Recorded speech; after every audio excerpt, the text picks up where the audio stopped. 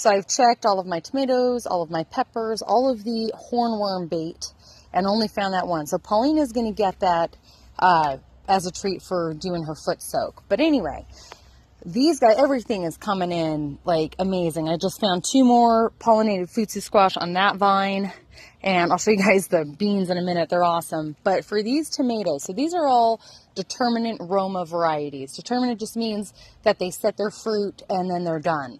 The tomatoes that I did, the Romas I did back in California that were alive for 2.5 years, those are indeterminate.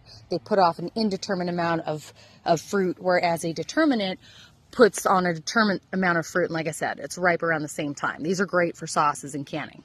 So I did the Supreme Roma, which I think is a hybrid. I did the cream sausage tomato, which is an heirloom, and I did the Roma Homestead. Now this one and this one are from M.I. Gardner.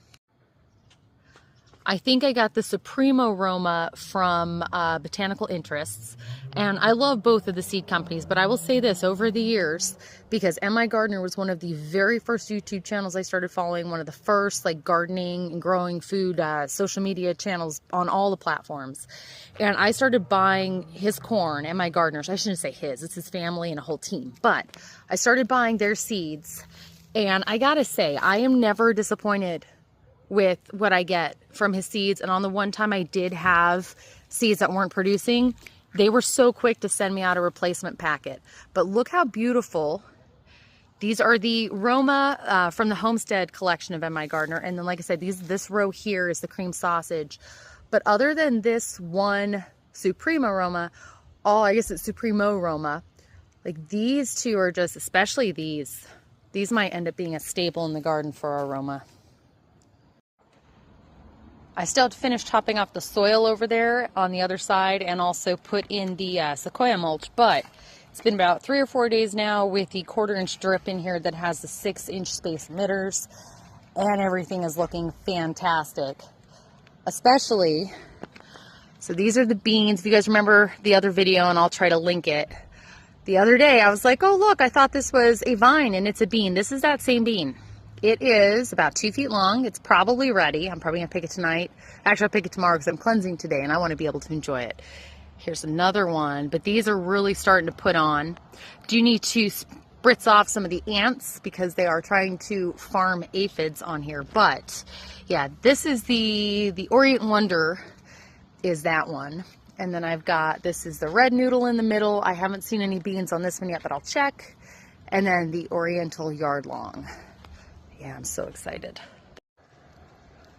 I wanted to get over here before it got dark, but I got sidetracked. I'm very excited though. I have my very first purple cayenne. So excited. And this has a lot of flowers. It's very possible there's another one down here. I just haven't seen it yet. This beautiful jigsaw pepper is starting to really grow. I might turn this pot because the marigold has gotten bigger, and so it kind of shadows it. So we might turn this pot. We'll see. Got a ton of green pepperoncinis coming in and turning red, and more flowers. So many of the Sugar Rush peach peppers. But these guys, so these, I checked and I missed him, but look, I just found another one, another hornworm.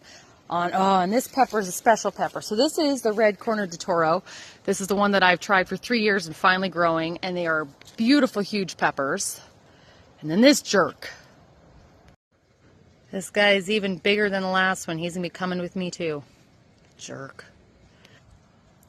As I was saying though, so yeah, it's taken me 3 years to get these guys to, I've gotten them to grow and be beautiful plants, but I've never had peppers. Now this one has quite a few on him, and they're all so big. I gotta be honest, I don't remember what these peppers are best used for, if they're fresh eating, grilling, or in like some kind of powder form. We will see, but I am so excited. So very excited. And then this guy, I really need to stake him up because he's all the way out here because these are just loaded. This is the Anaheim hot chili. I am a pepper fiend. I didn't even grow all the peppers I wanted to grow this year, and we have obviously discovered a couple pepper varieties we're not fans of. My Hongochu, those can come off. These guys are just coming in, but these come off to be dried for powder. Yeah, so excited. Look at these things. They're even bigger back here. It's just awesome. Oh, I'm so excited. I cannot get enough peppers. I think this year I grew 22 varieties that actually have put on peppers. And then I have a few more that haven't put on any fruit yet.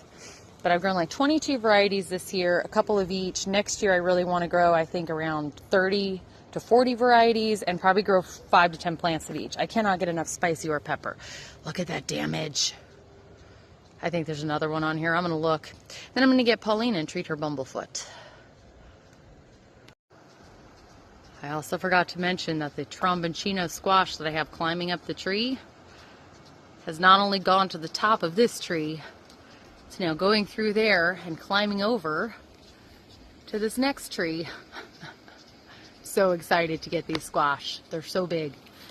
I luckily have a picker and I have a ladder, but yeah, if you can see how high up that is, that's probably, I'd say between,